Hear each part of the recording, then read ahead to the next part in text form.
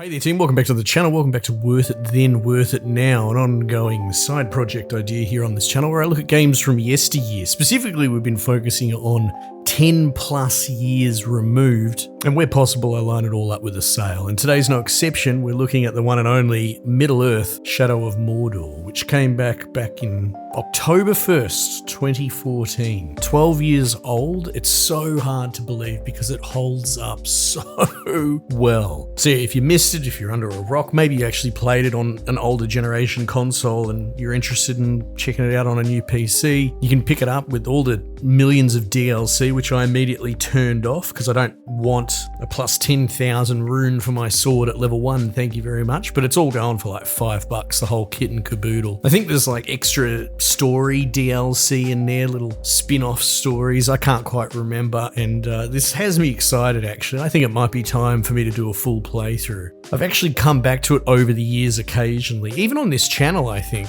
So I have huge bias towards this game. The sequel, I mean, look, it depends how you want to look at it. There's some pretty amazing systems in here, tried and true, already under the Warner Brothers umbrella. The Arkham combat system, that's aped pretty hard here, and it works excellently. In fact, in some ways it brings more to the table because it really allows you to get a bit gruesome, stabbing and killing things. Batman's that's not his pace. So you've got those cornerstones propping it up, but then of course things like the Nemesis system, forever burned into gamer lore, being that it's a patented system, though I've heard that maybe the patent is expiring. Maybe it was only for 10 years. I don't know. I'd have to look into it. But you've only ever seen this brilliant hierarchical enemy evolutionary system in this game and its sequel. And some will argue that the sequel is the better game. I don't know, they do something different with the graphics, which I'd have to go back to that as well, and surely I will at some point. But I don't think you could really argue that the Nemesis system was fine-tuned in that sequel. And there's entire video essays worth checking out, but that's a bit beyond my scope. Couple that with the fact that it was probably one of the most egregious loot box games as a service type scenarios, and that really turned the gaming landscape, taking what was to be a darling sequel to beloved and improved upon in every way and corrupted with all this anti-consumer stuff. But again, I'm straying a bit, as I am wont to do. Let's stay on this game where it all started. My god, it's a solid package. It feels so good. I started off playing with mouse and keyboard, which I don't normally do with these kind of third-person games, especially when I would have played this on console originally. It works okay, the keyboard thing, if you can get your head around Shift, Control, Alt with the left hand a lot, but I ended up switching back to thumbsticks and I was much more comfortable.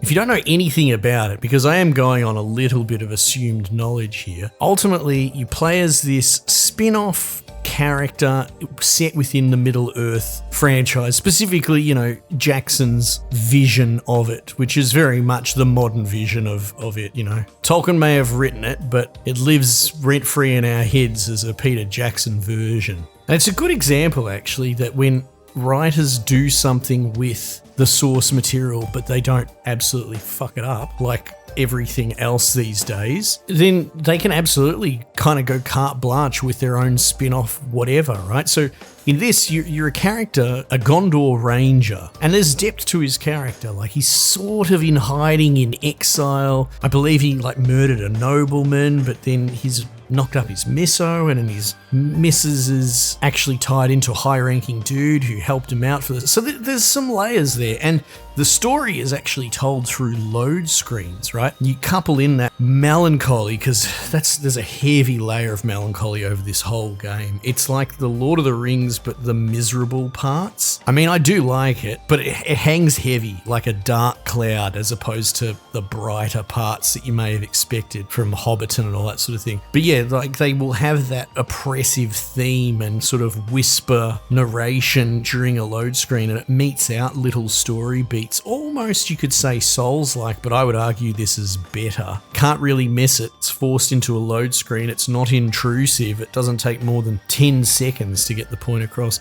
In fact, while I'm ruminating on narration and the storytelling in this, there are collectibles, right? It was right in the middle of all that Ubisoft stuff. Whether you like it or not, there's towers you can climb up to unlock areas of the map, and that in turn unlocks collectible stuff, right? But I was just running around and I picked up like an artifact, and it was a shaped bit of rock that was kind of pretty, must have spewed out of the volcano. And so what the game gets you to do is maneuver the thing and find a memory mark on it. And I was talking about this for item fidelity in video games on the main channel, I believe. God, what was I talking about? Occupy Mars. Not a great game, but an interesting point which I'm going to carry through here. I'm coining the term of item fidelity, fiddling with your guns, looking at items in Resident Evil, and the same thing here. You maneuver the item to find the little memory spot, and lo and behold, there's a little soundbite, and in this instance, it was a dad regaling to his daughter. It's all voice acted, and it's all done in Old English, well, sort of, I suppose, stage actor Britannia style, where he fatherly, teaches her a story that even the most beautiful thing can come from the most ugly place, right? It is Tolkien come Jackson all over. It is proof positive that developers know what they're doing, and it's the first collectible in a long time, and this is a guy that plays bloody new games every single day, that actually makes me really want to go and collect all those artifacts and listen to those little sound lines. It reminds me a little bit of some of the Assassin's Creeds over the years. I know you're not allowed to like them, but they do quite well at little snippets of history lessons when you find clay pots and shit in the wall. Anyway, that was a little bit of an aside, but it's not something people are going to really talk about. Everyone will talk about the Nemesis system, etc., but I actually found this side collectibles with voice-acted little passages that are so in-universe to be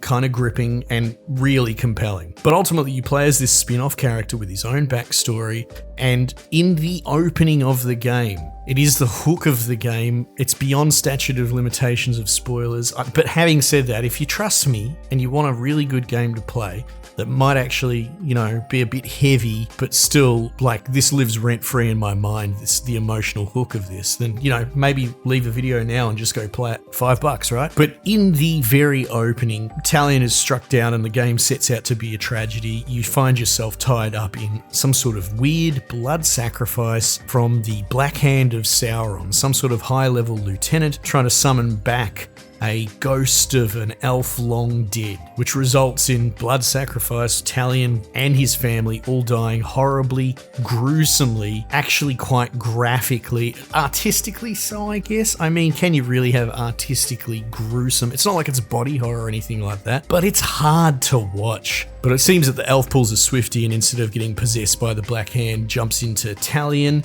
And so you are this undead guy sitting in the Wraith world, teamed up with this other Wraith dude. And you both have to work out your agendas and work together and essentially go on a revenge killing spree, if only to be released from the agony that is living between life and death with your family and loved ones all dead as well. So yeah, it's pretty miserable, but it's told so expertly well. I wouldn't trust this crap in the hands of modern writers whatsoever.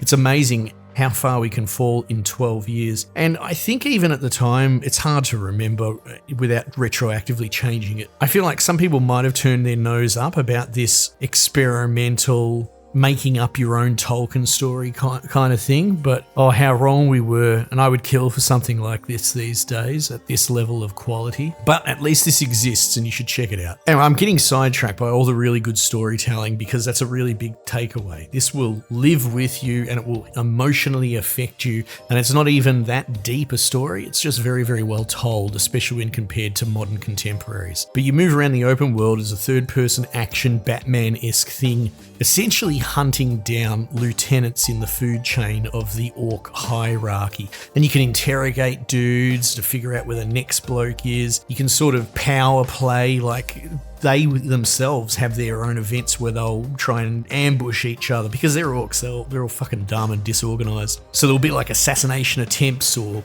pseudo coups, and you can intervene in those little set pieces and these little randomly generated characters that remember you, and you can have revenge quests. You can sort of help certain ones, leg up and move further up the food chain. And I can't remember if you can actually turn people and turn them into spies in this. I know obviously you can do it in the sequel, but but I think you can do it as a later ability in this, so you can sort of infiltrate the food chain a little bit. And some of these dudes, they start off really low level. Like, for example, I actually got overwhelmed and killed just picking up this B-roll, and the dude that killed me, just some Joe Bloggs dude, probably bloody carries the mops around for the warband. He got instantly promoted up and got a little suit of armor, and his power level went up. And I mean, who knows? Maybe I'll go revenge on him, or maybe he'll work further up the food chain. But the dudes at the very top of the hierarchy, like there, if I recall, again, I'm talking more on memory because I've only just ducked in briefly and I'm still in love with this game, and the huge takeaway is it still holds up as one of the best games I've ever played. I think you have to draw out the super boss dudes, and they are jacked and strong and hit like trucks and have very little weaknesses and armor, and they'll have like a whole posse of sub-generals under them, and they come out to the big fanfare. They'll have their stupid orc name like Grub Boy or something like that, and everyone will be like, Grub Boy, cheering them on. And so like it's all drawn from a table, and they are procedurally put together, but it's not just made up to run through an AI or anything like that. There's clearly a table of names and traits and behaviors, and if you're smart about how you go about attacking and assassinating one of these dudes, you might even be able to one-tap them by, like early on as part of teaching you the game, there's a guy that actually trains the Caragors for the army, which are kind of warg things, right? Big orc dogs. But ironically enough, he's actually terrified of them. So if you break open a cage and let them run amok, because there's a bit of chaos simulator to this, a little bit of immersive sim even, then he will just panic and crack and run, and he becomes kind of easy pickings as opposed to having to fight him in a fair fight. It's such a good game, such a good story, such an innovative system, which while, I don't want to say it was a good thing that they patented it, but at least by doing that, we didn't end up with an oversaturated market. And these two games have forever stood as unique in time. Again, I'm not saying that's how it should have gone, but that's how it went. And then you look at things like roguelites and all that being absolutely flooded market to the point where a lot of people won't even pick them up if you mention it. It's just an interesting insight retroactively, which, is something available to me when I look at these decade-old games. Anyway, Middle-earth, Shadows of Mordor. It's worth going back to. It's worth trying for a first time. Right now, you might not have anything that you particularly want to play. Drop everything, play this, thank me later. What a banger. Alright team, might just leave it there for the time being, and I'll catch you guys on the next one.